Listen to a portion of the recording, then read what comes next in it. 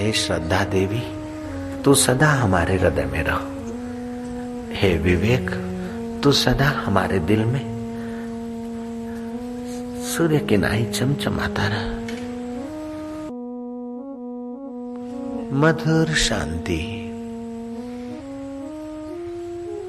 परमेश्वरीय माधुर्य, प्रभु तेरी जय हो। उसे प्रसन्नता से, प्यार से अपने दिल में उभरने दो। जय हो प्रभु, जय हो। अब सब लोग मिलकर उसको धन्यवाद देते हुए 2-3 मिनट खूब हंसेंगे। खूब हंसो, खूब हंसो।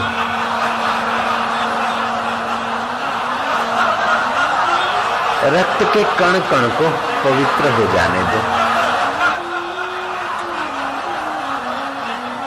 जो होना है सो होना है, जो पाना है सो पाना है, जो खोना है सो खोना है। सब सूत्र तेरे हाथ में छड़ दिया, सब सूत्र तेरे हाथ में दे दिया। हम निश्चिंत जय हो उत्सव मनाएंगे, मस्ती से गुनगुनाएंगे। प्रभु तेरी जय हो, दाता तेरी जय हो, मधुर शांति दाता तेरी जय हो।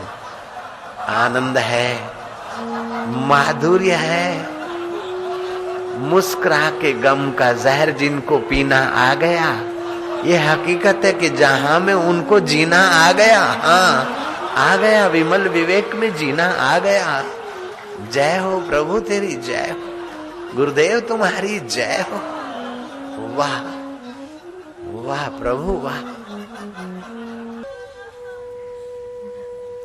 निंदा स्तुति मान अपमान धर जूते दे तल्ले, जो होगा देखा जाएगा। रब मेरा मैं रब दा, गुरु मेरा मैं गुरु आंदा, और धर जूते दे तल्ले।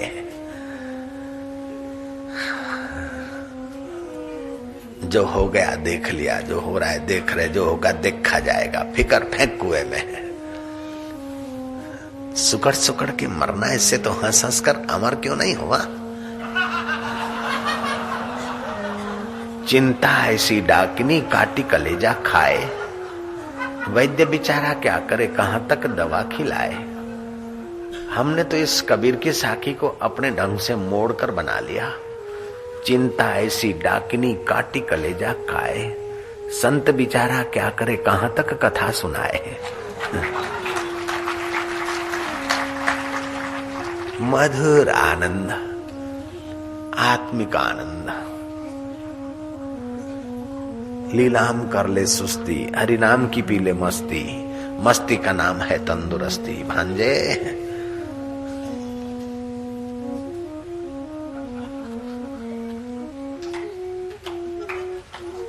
जय हो। मधुर शांति, आत्मिक शांति, परमेश्वरी शांति।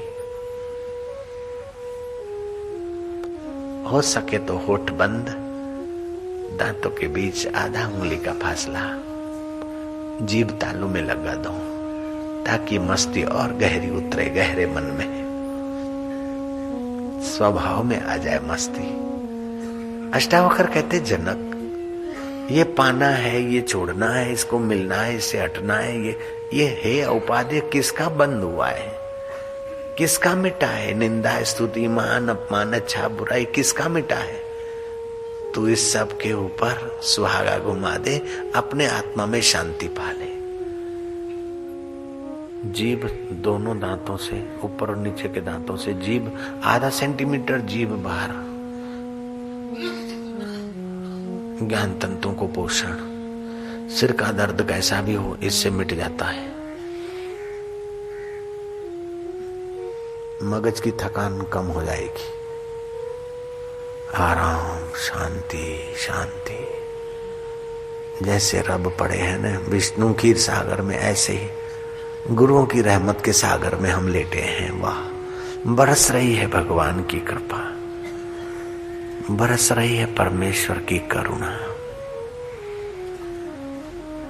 बंदगी अपने वश की नहीं है। यहाँ सिर देकर होते हैं सौदे, यहाँ अहम देकर होते हैं सौदे। आशिकी इतनी सस्ती नहीं है। प्रेम वालों ने कब किससे पूछा?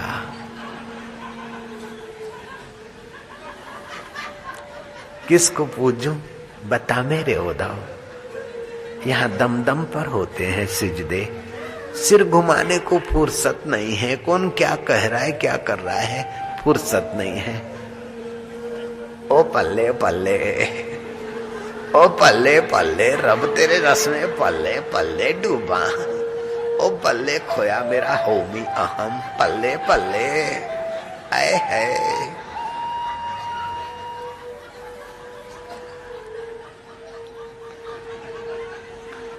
गुरां दी सूरत रब नी भुल जाए न जोगनी।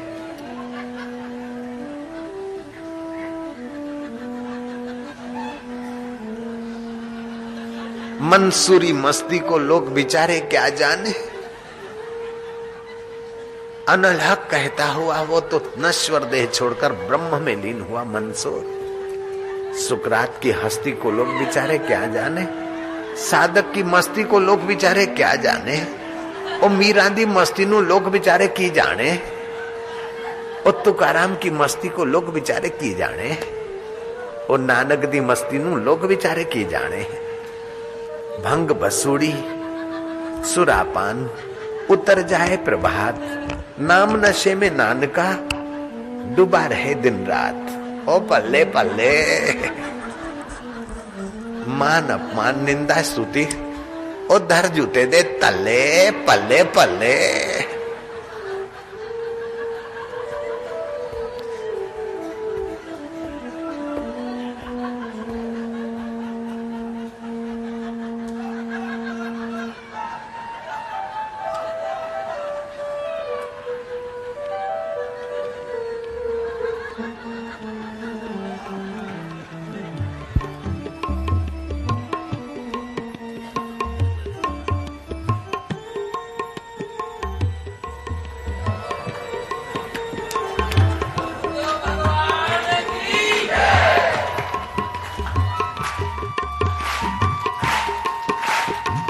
राम नाम की बुट्टी बाबा कोल कोल के पी।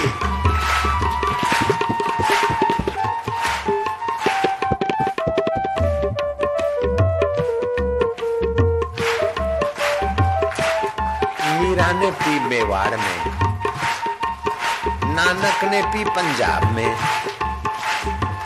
तुकाराम ने पी महाराष्ट्र में, नरसिंह मेहता ने पी सौराष्ट्र में, कंवर राम स्वाइन संत कंवर राम ने सिंध में पी,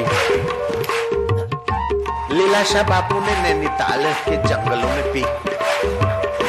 तो तुम लुधियाना के सानेवाल आश्रम बापू आश्रम में तुम भी पी। हरि नाम की बुट्टी बाबा गोल गोल के पी।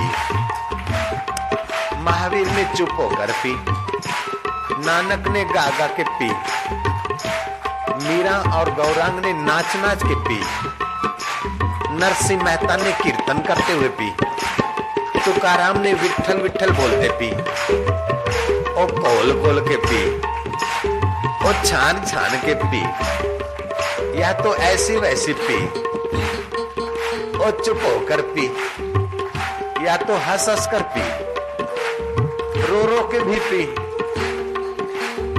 झूम झूम के भी पी, मस्त होकर पी।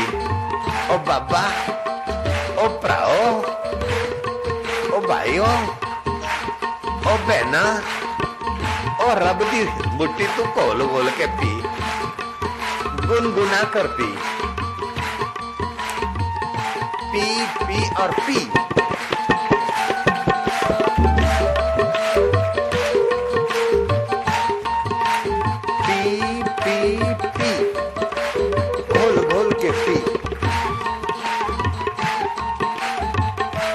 राम नाम की बूटी बाबा घोल घोल के पी, चुप होकर पी, गुनगुना कर पी, पी पी पी।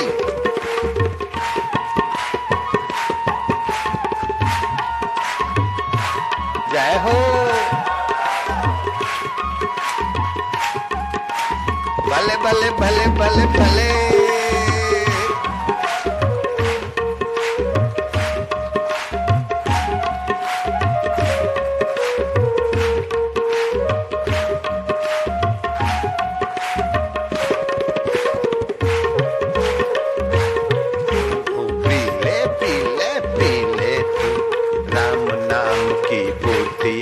बाबा गोल गोल के पी, गोल गोल के पी बाबा गुनगुना कर पी, झूम झूम के पी चाहे ऐसी वैसी पी, वीरा ने पी ओ गौरांग ने भी P, P P P P P Ram नाम की बूटी बाबा गोल गोल के पी, गोल गोल के पी चाहे चुप हो कर पी, गोल गोल के पी चाहे चूम चूम के पी, राम नाम की बूटी बाबा झूम झूम के पी, झूम झूम के पी चाहे चुप हो कर पी, मीरा ने पी कबरी ने पी,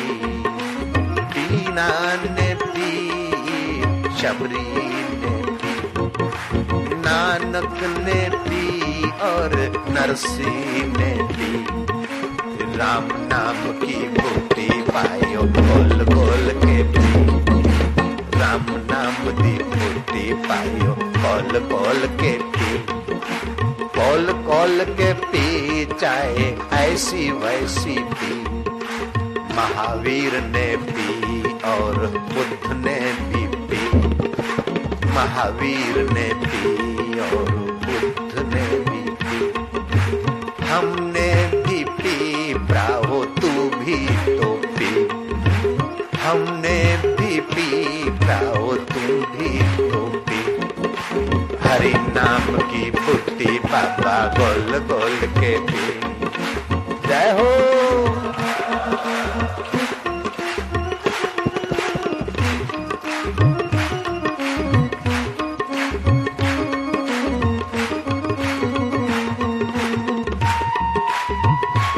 जय हो। जिसको नाचना है नाच सकता है 5 मिनट।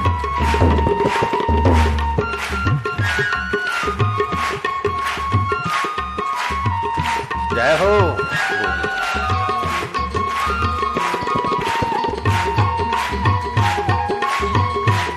ये पागलों की महफिल है। ओ गल नू पा लिया रब दा रस कैसे पीने। जय हो।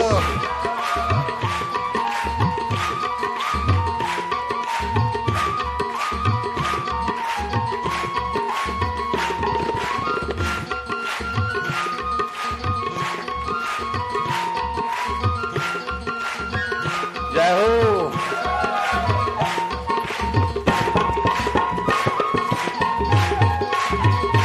हरि बोल।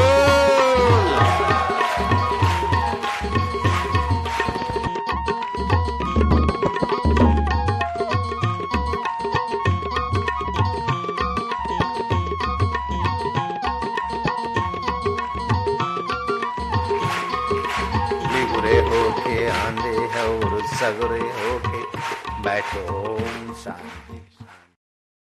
सब भूयापि भूयस्य सभमं भूयाहि पासो पिहिया सवस्य दंतस्य पावम कंभन बंदई। जैन धर्म का ग्रंथ कहता है, जो मनुष्य सभी प्राणियों को अपनी आत्मा देखता है, जो मनुष्य सभी प्राणियों को अपनी आत्मा देखता है और जिसने कर्मस्त्रैव को सारे द्वार बंद कर दिए, उस संयमी मनुष्य को पाप कर्म का बंधन नहीं होता है। ऋग्वेद कहता है, ओम समानी वह आकुति समाना हृदयानि वह समानम मस्तु ओह मनो यथा वह सुसहासती। तुम्हारे ध्येय हृदय मन और व्यवहार एक समान हो। ऋग्वेद कहता है, तुम्हारा ध्येय तुम्हारा हृदय और तुम्हारा व्यवहार सबके साथ एक समान हो, क्योंकि सबकी भलाई में तुम्हारी भलाई और सबके दिल में तुम्हारा ही दिलबर है। गुरुवाणी कहती है, एक नूर ते सब जग उपजा, कौन पले कौन मंदे। इस्लामी ग्रंथ कहता है ला इल्लाह इल्लल्लाह, उस मालिक के सिवा और कोई नहीं। उस परमेश्वर में भक्ति ग्रंथ कहता है कि सिया राम मई सब जग जाने, करूं प्रणाम जोर जुग पानी। बोलते हैं अगर अपना मंगल चाहते हो, अपना कल्याण चाहते हो, तो उसी परमेश्वर का कथन करो, उसी परमेश्वर का चिंतन करो, उसी परमेश्वर का परस्पर विचार विमर्श अनुबोधन करो। अगर परमेश्वर का चिंतन कथन नहीं करेंगे तो दूसरों का चिंतन कथन करेंगे। उसमें या तो किसी का राग करके उसमें फंसोगे या तो द्वेष करके तपोगे। ईश्वर के सिवाय और किसी का कथन चिंतन किया तो या तो निंदा का पाप सिर चढ़ाओगे या तो आसक्ति की बीमारी जगाओगे। जैसे दादर की बीमारी होती, खुजलाते तो बढ़ती, ऐसे आसक्ति। अगर दूसरों का नहीं करोगे, अपना करोगे तो अपना अस्मिता का चिंतन करोगे, अपनी बड़ाई करोगे।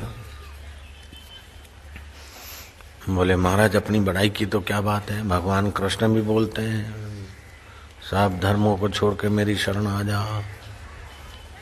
वशिष्ठ जी भी कहते हैं मैं समर्थ गुरु हूँ। राम तुम सात पात्र शिष्य हो, तो वशिष्ठ भी अपनी बड़ाई करते हैं। यह बड़ाई उन्होंने अपने शरीर को मैं मानकर नहीं की, अपने आत्मा को मैं जानकर की थी। तुमको आत्मज्ञान हो जाए तो फिर तुम करो, कोई बात नहीं, लेकिन देह को जब तक मैं मानते हैं तब तक अपनी बड़ाई करना सुनना ये दोनों पतन का कारण है। तो किसी की सुनोगे राग द्वेष बढ़ेगा।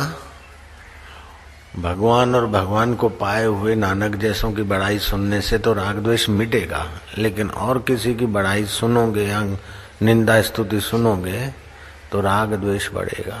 अपनी निंदा अपना कुछ सुनोगे तो अस्मिता बढ़ेगी। हृदय में भगवत भाव उत्पन्न होगा।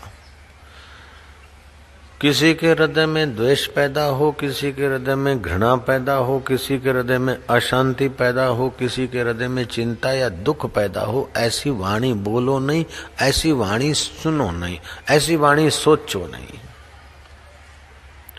जैसे धरती पे जो बीज डालते हो, कहीं गन्ना के बीज से गन्ना होता है, मिर्च बो दो तो मिर्च होते हैं, तो कड़वास मिठास खटास खारास हर चीज धरती में छुपी।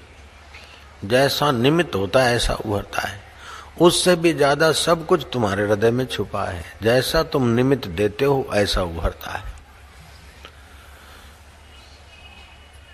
तो अनेक प्रकार के भाव छुपे हैं और अनेक प्रकार की वासनाएं छुपी है, अनेक प्रकार के कर्म बीज छुपे हैं, लेकिन उन सब से परे परब्रह्म परमात्मा भी छुपा है। तो परमात्मा का श्रवण कर वो परमात्मा प्रकट हो जाए और बाकी दुख देने वाले संस्कार ब्रह्म ज्ञान की अग्नि में जलकर खाक हो जाए और आप मुक्त हो जाओ।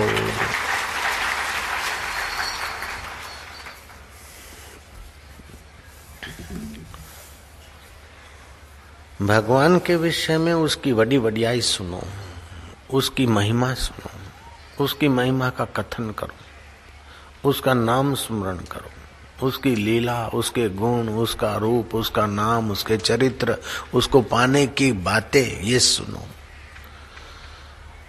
सुनाने वाले मिले तो श्रद्धा भक्ति से सुनो, कोई ब्रह्मज्ञानी के चरणों में बैठकर। लेकिन जो कथा सुनाने के बहाने इधर उधर की बातें सुनाता और राग द्वेष भरता, उसने क्या खाक सुनाया? ऐसे वैसे के भाषणों में न जाओ जिससे राग द्वेष अशांति पैदा हो।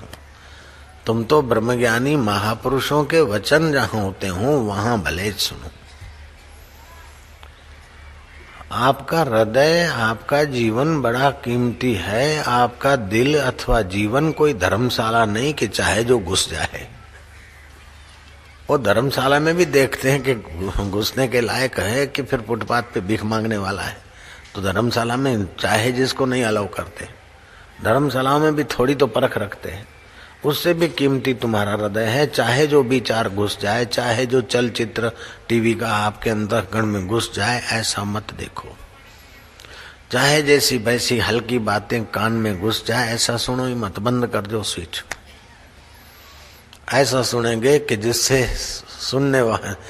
सुना जाता है उसमें प्रीति हो जाए, ऐसा देखेंगे कि जिससे देखा जाता है उसमें प्रीति हो जाए, ऐसा खाएंगे भोगेंगे कि जिससे भोगा जाता है उस भोगेश्वर योगेश्वर में ही प्रीति हो जाए, तो जीवन धन्य हो जाएगा।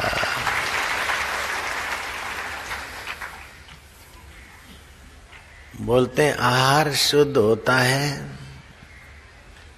तो उसकी बुद्धि शुद्ध होती है, और शुद्ध बुद्धि होती है तो शुद्ध स्वरूप परमात्मा का अनुभव भी हो जाता है। आहार शुद्धो सत्व शुद्धि, सत्व शुद्धि ध्रुव स्मृति। ध्रुव स्मृति हुई तो ध्रुव तत्व का, अटल तत्व का अनुभव हो जाएगा।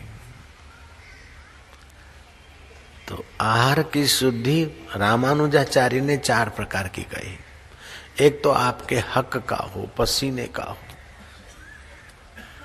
हाँ, ससुराल में जाते हो या मायके जाते हो या ननिहाल जाते हो या किसी दोस्त के यहाँ शादी विधि में जाते हो, तो तुम भी कभी उनको खिलाओगे, अभी तुमने खा लिया, वो तुम्हारे हक का है।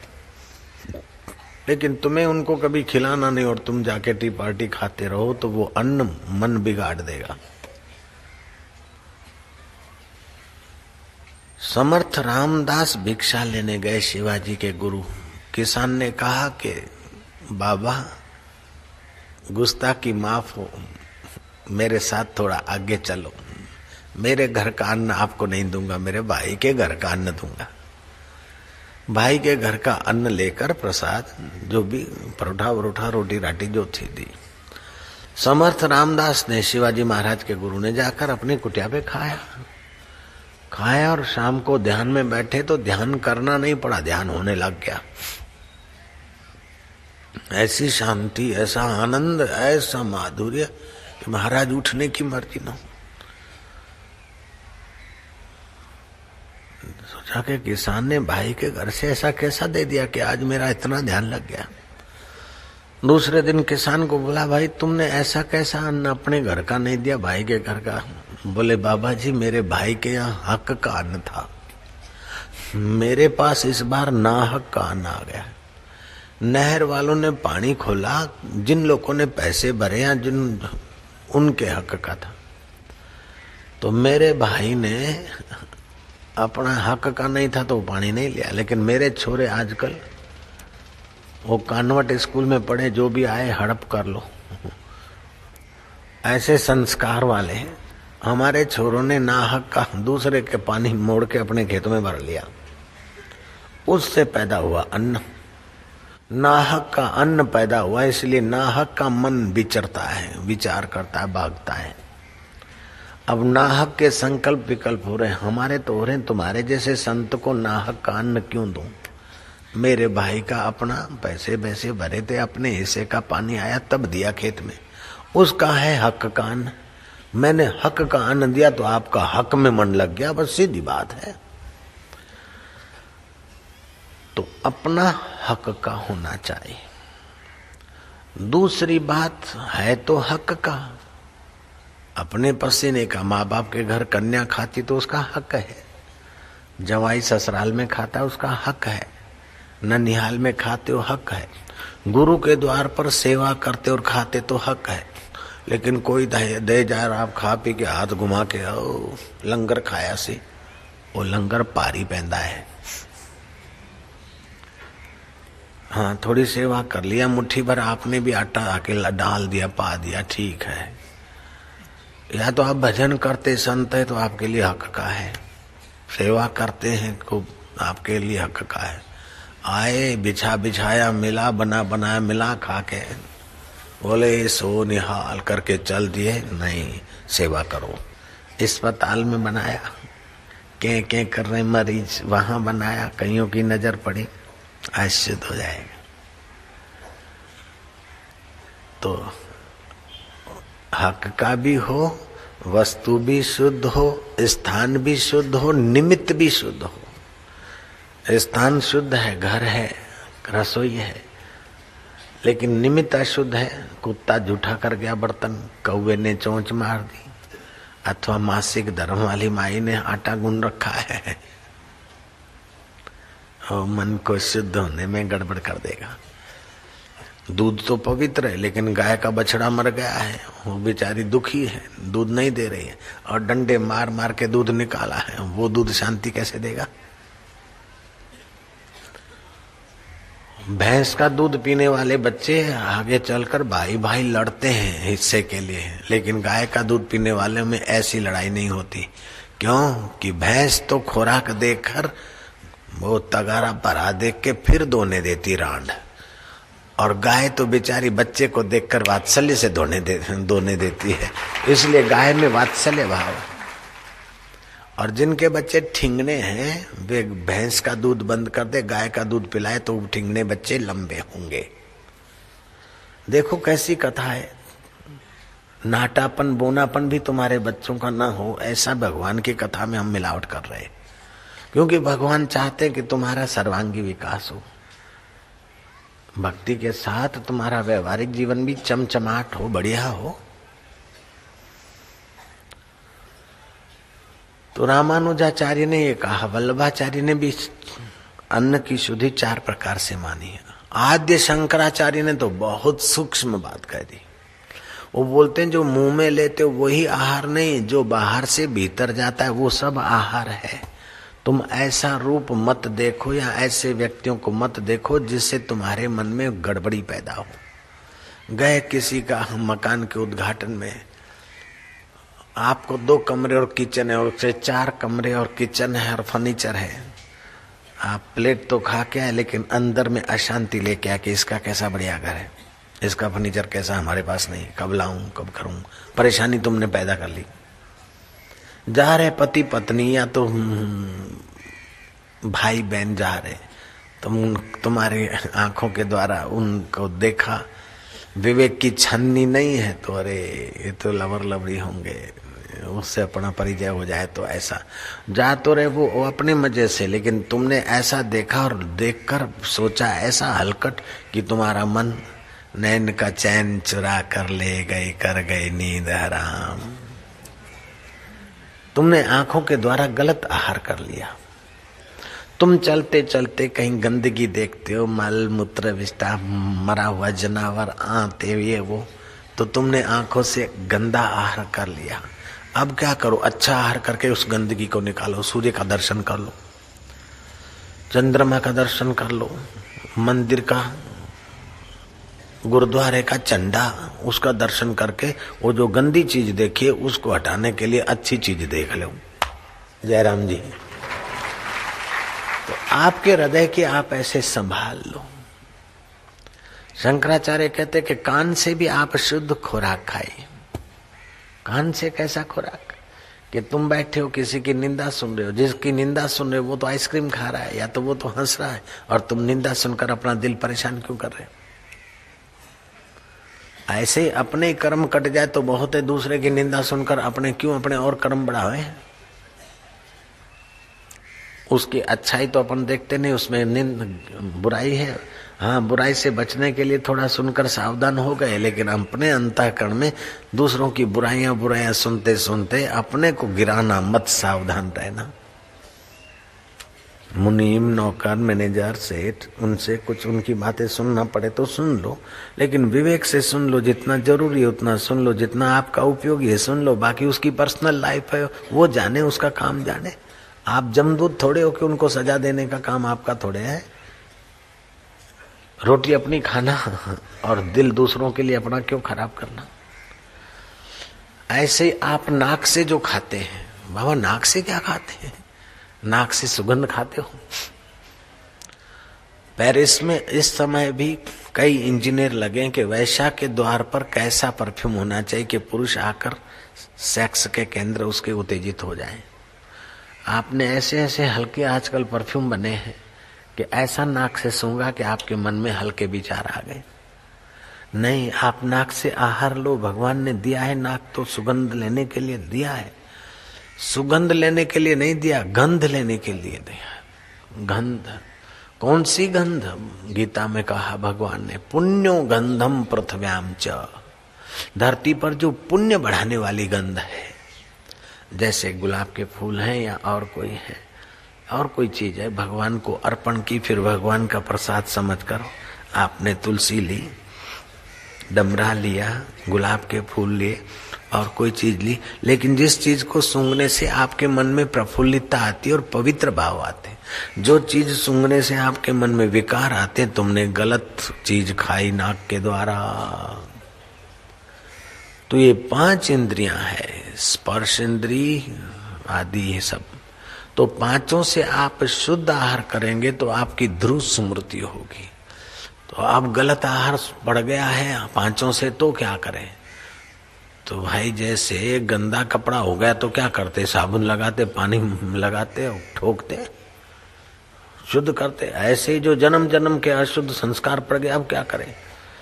तो बोले भगवान की कथा सुनो, भगवान के रूप को देखो, भगवान के निमित्त सेवा कार्य करो और भगवान का स्मरण करो, तो जन्म जन्म का बिगड़ी जन्म अनेक की, बिगड़ी जन्म अनेक की, सुधरे अब और आजू, तुलसी होई राम को राम भजू, तजी को समाजू। भगवान का होकर भगवान का भजन करो। ऐसा नहीं कि मैं सरदार हूं और रब दा भजन करूं। वो सरदार सुन लो, बरकत नहीं आएगी भजन में। ओ मैं गुजराती हूं, भजन करूं, ऐ गुजराती सुन लो, भजन में बरकत नहीं आएगी। ओ मैं माई हूं, मैं भाई हूं, मैं भरा हूं, मैं बेटा हूं, ओ भजन में बरकत नहीं आएगी। मैं तेरा हूं, तू मेरा है। ओ रब के होके रब का भजन करो, बरकत ही बरकत, बेड़ा पार हो जाएगा। भगवान का होकर भजन करो। शरीर 5 भूतों का है, मन प्रकृति का है, धन नश्वर है, संबंध देखने भर को है, लेकिन ईश्वर तुम्हारा है, तुम ईश्वर के हो, बिल्कुल सच्ची बात। तप से, उपवास से, यात्रा से इतना भारी पुण्य नहीं होता। पुण्य तो होता है, भारी पुण्य नहीं होता, लेकिन अपने को ईश्वर का, ईश्वर को अपना मानने से बड़ा भारी लाभ होता है, क्योंकि ये मान्यता भीतर है और वो चीजें बाहर है, तीर्थ यात्रा आदि। और मानना आपके हाथ की बात है। अभी अपने को मोना मानते हैं, दाढ़ी मूछ बढ़ा ली, फिर अपने को सरदार मानते, फिर किसी गुरु का हो गए वक्त तो अपने को साधक मानते। तो मानना आपके हाथ की बात है। तो आप ईश्वर को अपना और अपने को ईश्वर का मान लो, ये आपके हाथ की बात है। दुख आता है लेकिन दुख मन में होता है, ऐसा मान लो तो आपके ऊपर दुख की चोट नहीं लगेगी ज्यादा।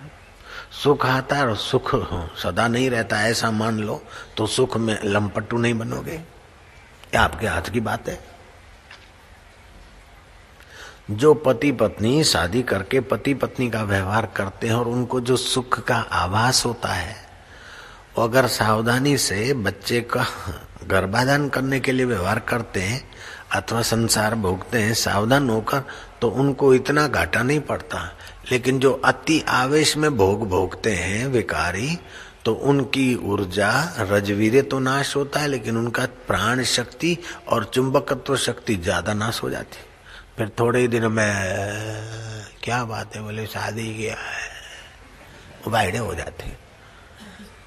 जो अति करते हैं, जो विषय सुख स्पर्श का सुख भोगा लेकिन विवेक नहीं रखा, जन्मदिन संसार भोगा नहीं जाता, अमावस्या को, एकादशी को, पूनम को, श्राद्ध के दिन अथवा प्रदोष काल में, या तो महिला मासिक में हो 3 चौथे दिन में, तो संसार नहीं भोगा जाता। अगर फिर भोगा तो फिर बुद्धि कम हो जाएगी, तंदुरुस्ती चट हो जाएगी। लेकिन महाराज पहले गति की, उसका क्या? उसका उपाय है। वो यौवन सुरक्षा पुस्तक पढ़े, ये आंवले और दूसरी बूटी पड़ी है, ये चूर्ण पानी पड़ने की बीमारी ठीक हो जाएगी, ज्यादा जो कमजोरी है ये विकार भोगने की वो सब ठीक हो जाएगी। पहले की बिगड़ी अभी बना लो और अभी की नए सिर से बिगड़ने मत दो, बस बेड़ा पार हो जाए। पहले का घाटा पूरा कर लो, अभी घाटे का धंधा मत करो। पहले का घाटा पूरा कर लो, अभी घाटे का धंधा बंद करो। बस संयम से खाओ, संयम से बच्चे को जन्म देने के काम बन जाएगा। फिर भगवान की महिमा सुनो, भगवान की लीला सुनो, भगवान का स्मरण करो, भगवान के गुण नाम रूप आदि का वर्णन करो, सुनो उसकी बड़ी बड़ी आई। भगवान और भगवान के प्यारों के जीवन चरित्र सुनो, उनकी कथाएं वार्ताएं, आपका मन भगवतमय बन जाएगा। दुष्टों की बात सुनोगे तो दुष्टता आ जाएगी, लोफरों की बात से सुनोगे और देखोगे तो मन में लोफर पाई जगेगी। और भगतां दी संतां दी गल्लें सुनोगे तो अंतःकरण में भक्ति और संतत्व जगेगा।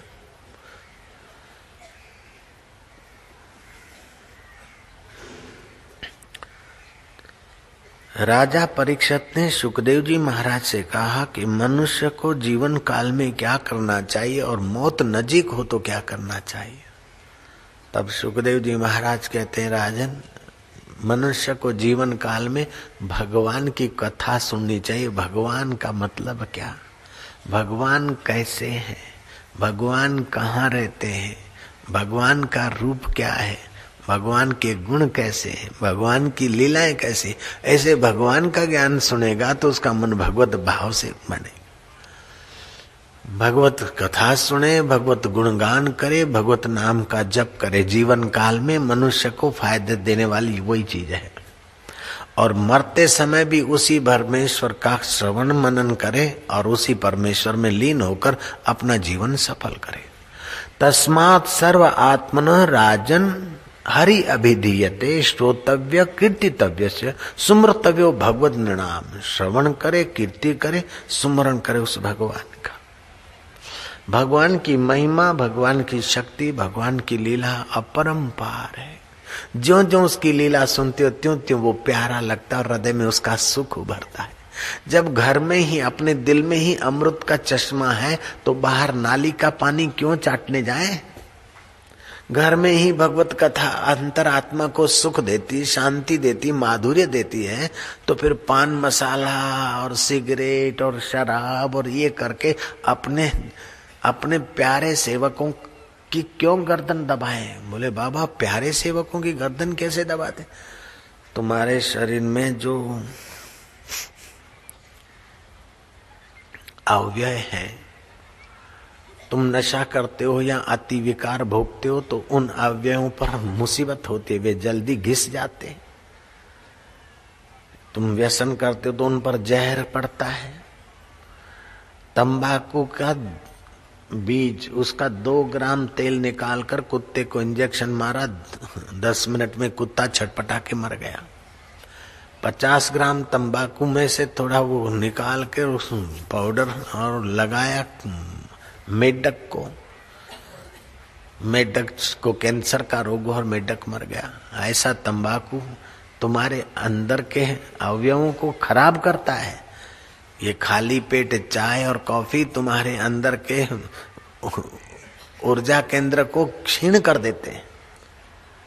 इसलिए ऐसा खुराक न खाओ कि तुम्हारा शरीर बीमार हो। उस टाइम से न खाओ कि जिस टाइम खाने से बीमारी हो। देर रात खाना बीमारी को बुलाना, दिन को खाए और घंटों भर सोए रहे बीमारी को बुलाया। जल्दी जल्दी खाया, आंतों की कमजोरी हो जाएगी। तुम्हारा जन्म भोजन करने के लिए नहीं हुआ। तुम भोजन के लिए नहीं हो, भोजन तुम्हारे लिए है। तुम गड्डी के लिए नहीं, गड्डी तुम्हारे लिए है। तुम कर के लिए नहीं, कर तुम्हारे लिए है। तुम संसार के लिए नहीं, संसार तुम्हारे लिए है। ऐसा समझकर अपने जीवन को उन्नत करना चाहिए। बिहार में भूकंप हुआ मुंगेर नगर में, बड़ा नगर है। मुंगेर नगर के बड़े बाजार में हजारों दुकान, हजारों मुनीम, नौकर, चाकर और कई हजार लोग बाजार में तो होते ही हैं। अब उन बेचारों को क्या पता कि अभी भूकंप होगा इस मुंगेर नगर के बाजार में। भूकंप को पूछ के आता है क्या किसी से? और किसी व्यक्ति के या सरकार के रोकने से रुक जाता है क्या? हजारों हजारों लोग, हजारों हजारों दुकानें, हजारों हजारों दौड़ दो भरा बाजार। और आया भूकंप का झटका, वो देखते देखते सब टस मस हो गया। एक झटका, दूसरा झटका, तीसरा झटका, चौथा झटका, बस तबाही हो गई, तबाही।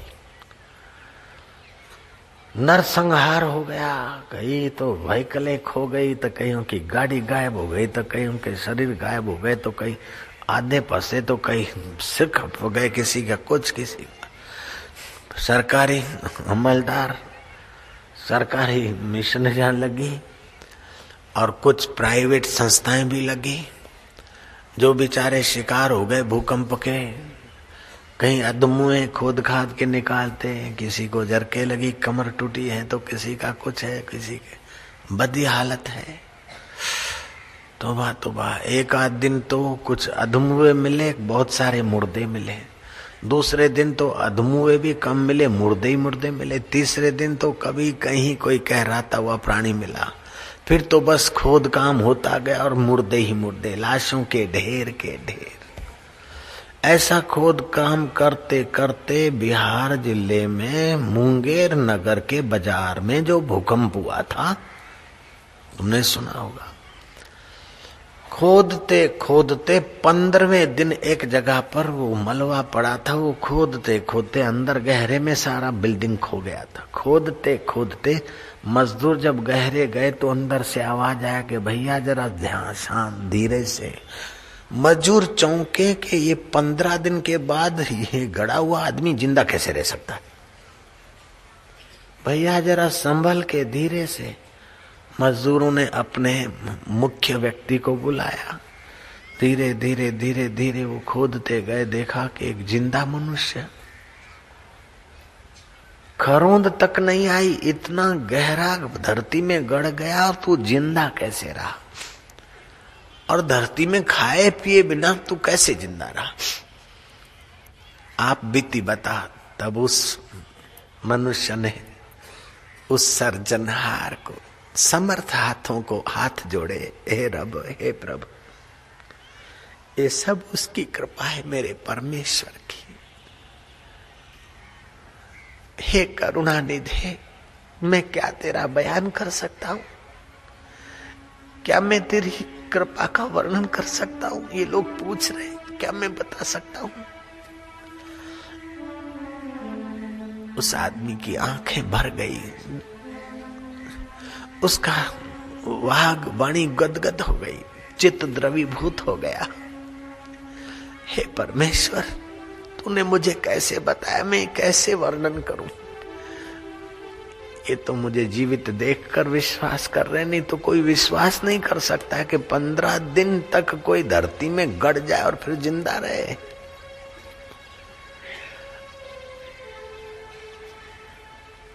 भैया देखो, मैं तो केला बेचने वाला मजदूर, केला का टोकरा लेकर आया था, बिल्डिंग के किनारे छाया में बैठा था, और ये जो होनहार हुई, बड़ा झटका लगा, बिल्डिंग सहित हम सब गए अंदर। मैंने हृदय पूर्वक पुकारा, मेरे राम, तू रोम रोम में रम रहा है, कण कण में तू है। मैंने कथा सुनी थी, कथा जब सुनी तब सुनी, लेकिन वो कथा के वचन ऐसे मौके पे याद आते हैं कि जमदूत और काल का काल भी, मौत भी वहां अमरता की यात्रा पर ले जाता है। कथा के वचन याद आ जाए। मैंने कथा सुनी थी कि वो सर्जनहार है, मारने वाले से बचाने वाला बहुत निकट है। मेरे गहरे हृदय से निकला कि अब तेरे सिवा मेरा कौन। जैसे द्रौपदी ने कहा द्वारकाधीश, तो साड़ियों में प्रवेश अवतार हुआ और वो साड़ी खींचता गया, फिर भी द्रौपदी की साड़ियां खुट्टी नहीं। ऐसे मेरा अन्न भी नहीं खुट्टा, जल भी नहीं खुट्टा। तुम पूछोगे कैसे? मैं जब धरती में गहरे में धस गया तो मेरे साथ मेरे टोकरे का माथे पर जो केले का टोकरा था, मैं ऐसे गिरा कि टोकरा मेरे मत्थे के ऊपर मेरा सिर टोकरे के अंदर। मैं गिरा, लेट तो गया, लेकिन सोचा कि अब खाने के तो केले हैं, लेकिन पानी कहाँ से पीऊंगा, कैसे जीऊंगा प्रभु। इतने में दूसरा झटका लगा और बिल्डिंग की टांकी का पानी यहाँ पास में खड्डा हो गया, खड्डा भर गया। अब देखा कि खाने के केले भी हैं और पीने का पानी भी है, लेकिन सांस घुट रही है, मैं कैसे जीऊंगा, तू रहमत कर। और झटका आया और इस मलबे में कोई छोटी सी दरार पड़ गई, जहां फ्रेश हवा भी आने लगी और थोड़ा सा सूर्य का किरण भी मिलने लगा। मेरा टेम्परेचर मेंटेन होता रहा।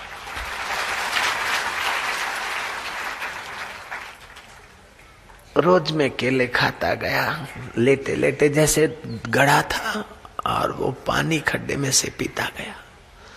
केले आज खत्म हुए और पानी का खड्डा भी सूख गया। सोचा कि अब क्या तू मारना चाहता है, मैं तो जीना चाहता हूं। बस उसी परमेश्वर ने तुम्हारे इस बटालियन को यहाँ खोदने की प्रेरणा दी। थोड़ी देर में आवाज आया खुदाई का। मैंने कहा भैया जरा दे रे, जब वो बचाना चाहता है तो तुम भी बचा दो। बस कैसे उस परमेश्वर के समर्थ हाथ आर्त हृदय की प्रार्थना कैसी सुन लेता है। और किसी को मार कर नया यात्रा करनी होती है तो उसको उस ढंग से भी आगे की यात्रा कराता है। कई अनुभवों से गुजारते हुए वे तुम्हें अपने स्वरूप के तरफ ले जाता है। वो कैसा है मेरा सर्जनहार, कह नानक सब तेरी वडियाई, कोई नाम न जाने मेरा। तुम खाते हो रोटी मटर सब्जी फलाना ढींगड़ा और रक्त बनाता, किसी फैक्ट्री में डालो मटर रोटी सब्जी और बना के देवे जरा रक्त। हरी हरी घास, सूखी सूखी घास, गाय भैंस, भैंस काली बमरे जैसी, और रोज सफेद दूध कहां से बनाती है। काली भैंस है और चारा हरा खाती है, दूध सफेद कैसे बनता है। कैसी उसकी लीला है, कैसी बड़ी बड़ी आई। मां के गोद में आए, जब चाहिए जितना चाहिए दूध पी लिया। न फ्रीज करने की चिंता, न शक्कर मिलाने का झंझट, न शुद्ध करने की चिंता। बोतल का दूध खोलो तो थोड़े दिन में खराब हो जाए, पैकेट हो फ्रीज का बाप हो। लेकिन भगवान ने कैसा मां के शरीर में फिट कर दिया, जब चाहिए जितना चाहिए पिया। फिर वो जूठा नहीं माना जाता है और जैसा अनुकूल है उसी टेम्परेचर का दूध है। ज्यादा गर्म रखता तो छोरो कि हमारी तुम्हारी जीभ जल जाती, ज्यादा ठंडा रखता तो हमको वायु की बीमारी होती हम लोगों को, ज्यादा मीठा रखता तो हम डायबिटीज में मर जाते, और फीका रखता तो अच्छा भी नहीं लगता। कैसा बनाया उस सर्जनहार ने हमारी माताओं के अंदर दूध, और हम पोषित हुए। कैसी उसकी महिमा है। जो जो शुद्ध बुद्धि से देखते हैं त्यों त्यों हृदय बस द्रवित हो जाता है कि तू कितना कितना कुछ तेरी लीला अपरंपार, कितनी तुझ में करुणा है, कितनी तुझ में कृपा है, हम बयान नहीं कर सकते। फिर भी थोड़ा करते हैं अपनी बुद्धि को शुद्ध करने के लिए, अपने कानों को पवित्र करने के लिए। तेरी वडियाई सुनते बाबा, तेरी वडियाई का कोई पार नहीं। अपनी जिह्वा को पवित्र करने के लिए संत या वक्ता तेरी वडियाई करते, बाकी तेरी वडियाई करना तो सूरज को दीपक दिखाना है। क्या अल्प ये जीव और क्या अनंत ब्रह्मांड नायक परमेश्वर तेरी वडियाई गा सकता है? नहीं।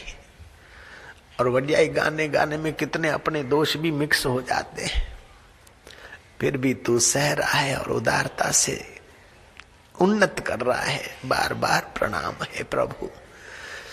तेरी कथा, तेरी लीला, तेरी वडियाई सुनते सुनते हृदय तो तेरे रस से, तेरे प्रेम से पावन हो जाता है।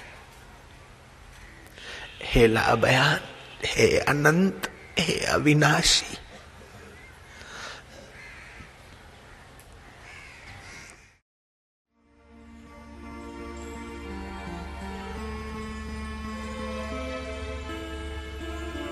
ये भगवान के प्यारों की महफिल है, ये प्रभु के दुल्हारों की महफिल है। मधुर शांति, परमेश्वरीय माधुर्य, ओम माधुर्य। हा, जैसे भगवान नारायण क्षीर सागर में लेटे लेटे अपने सच्चिदानंद स्वरूप का माधुर्य लेते हैं, ऐसे ही योगी लोग भी कभी कभार उस परमेश्वरीय माधुर्य में विश्रांति पाते। मुझे वेद पुराण कुरान से क्या, मुझे प्रेम का पाठ पढ़ा दे कोई। मुझे मंदिर मस्जिद जाना नहीं, मुझे हृदय मंदिर में पहुंचा दे कोई। जहां ऊंच और नीच का भेद नहीं, जहां जात और पात की बात नहीं, न हो मंदिर मस्जिद चर्च जहां, न हो पूजा नमाज में फर्क वहां, न हो मंदिर मस्जिद चर्च जहां, न हो पूजा नमाज में फर्क वहां। प्रेम ही प्रेम की सृष्टि मिले, अब नाव को खेचलो वहां। अंतरात्म देव में अल्लाह ही सुख में, अल्लाह ही माधुर्य में, ओम आनंद। ये प्रभु के दीवानों की महफिल है, यहाँ चतुर आदमी को पता नहीं चलेगा। चतुराई छोड़कर प्रेम प्रसाद पाने का प्रयत्न करो, निर्दोष नारायण के अनुयायी हो जाओ।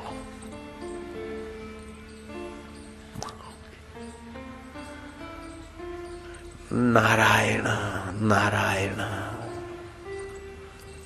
ओम आनंद है। आज की पूनम तो आगरा के लिए बाबा, आज की पूनम तो हमारे लिए वास्तव में बाबा, क्या कहें बाबा, बाबा क्या कहें। कौन कहता है कि रंग नहीं चढ़ता, देखो साधकों का बेड़ा तरता बाबा बाबा।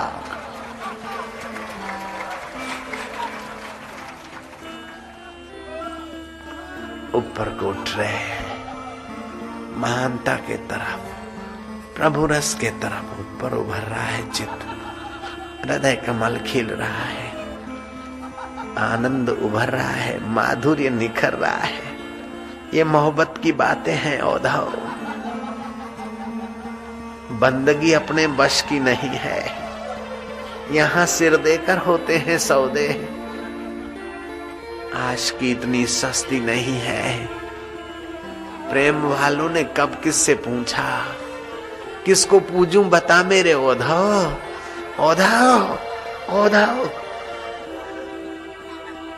प्रेम वालों ने कब किससे पूछा, किसको पूजूं बता मेरे औधाओ। यहाँ दम दम पे होते हैं सिजदे, यहाँ दम दम पे होते हैं सिजदे। सिर घुमाने को फुर्सत नहीं, कौन क्या कर रहा है, कौन क्या सोचता होगा, अब सिर घुमाने की फुर्सत किसको है। सुना था तू सच्चिदानंद है, आज तेरे आनंद की झलके पा रहे यार। ओ मेरे रब, ओ मेरे आका, मेरे ईश्वर, मेरे परमेश्वर,